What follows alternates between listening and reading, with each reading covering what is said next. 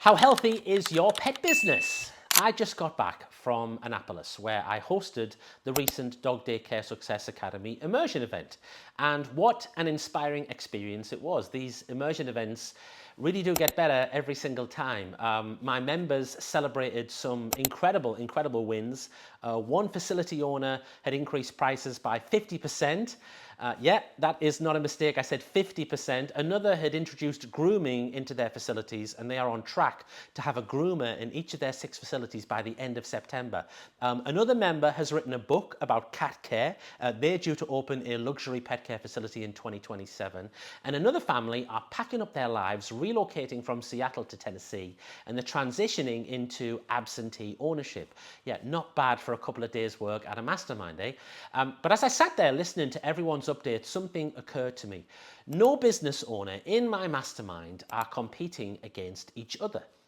Nobody cares who has the biggest facility or the highest turnover or the most dogs. They are all competing against one person, and that is the version of themselves who walked into the last immersion event 90 days earlier. And each set of goals builds on the previous 90 days. Each quarter lays another brick in the canine cathedral they are building. And that, my friend, is how successful businesses are built. Not in giant leaps, but through consistent, measurable progress. Which got me thinking, how do you actually measure the health of a business? So there's a song in the musical Rent called Seasons of Love. And it goes, I'm not going to sing it, it goes 525,600 minutes. How do you measure a year? Do you measure it in daylights, in sunsets, in cups of coffee, in laughter, in love? Now, it's a little cheesy, but I do love that song. And it reminds me that not everything that matters can be measured with a spreadsheet. And I genuinely think we should measure our lives in experiences, adventures, and the things that make us happy, not just the passing of hours, days, weeks, and months. In fact, this is why one of the very first things we do at every Dog Daycare Success Academy immersion event is we celebrate our wins, and not just the business wins either. We stack up victories in the family, fitness, fun, and all the other things that make our lives worth living. Then again, perhaps we're a little too obsessed with measurement in general. We measure everything, don't we? We measure miles, we measure calories, we measure GDP, blood pressure, football league tables, GCSEs, Michelin stars, Rotten Tomatoes, and TripAdvisor. The bathroom in the airport that I passed on the way home even wanted me to measure how clean the experience was. Well, I'm sorry, but I'm not touching toilet buttons with my nice clean hands just to help you with your cleaning metrics. The point is, everything important eventually gets measured. But how do you measure the health of a pet business? Well, most people would probably say revenue or profit or maybe occupancy, the number of dogs, the number of staff, the size of the waiting list, how many likes your latest Facebook post got. Please don't measure that. The problem is none of these things in isolation will tell you whether the business is actually getting healthier. See, I've coached businesses doing 7 figures that were hanging together with duct tape and positive thinking. And I've also coached much smaller facilities whose owners had built incredibly robust, profitable businesses that generated amazing profits. They have loyal staff, incredible clients, and they give themselves a life that most people would really envy. And I've learned that bigger doesn't automatically mean better, and being busier certainly doesn't.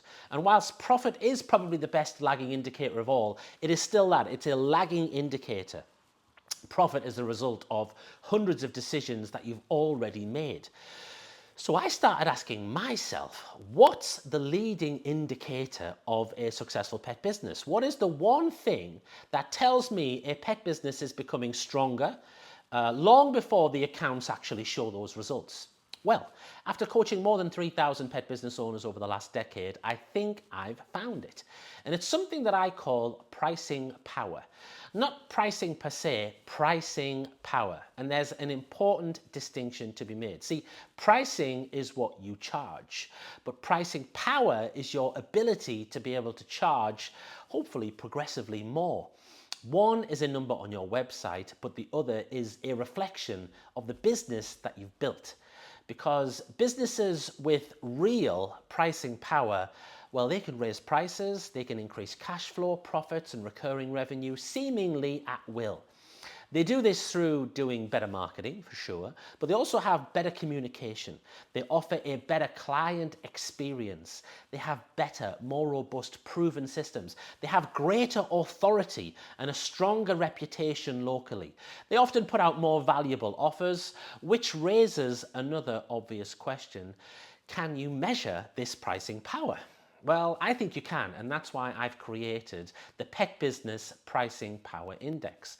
This is a simple score out of 50 that helps you assess the overall strength of your business, and you do this by looking at the handful of things that almost always determine whether a pet business can command premium prices or not. You can think of this as kind of a doctor's checkup for your business. See, your GP doesn't decide whether you're healthy based on your weight alone or your blood pressure or your heart rate. They look at like a range of indicators because it's the combination that paints the real complete picture. And I think businesses deserve the same kind of approach. The Pricing Power Index measures 5 key areas of your business. Pricing strategy, how intentional you are with pricing. Do you regularly review pricing and increase prices?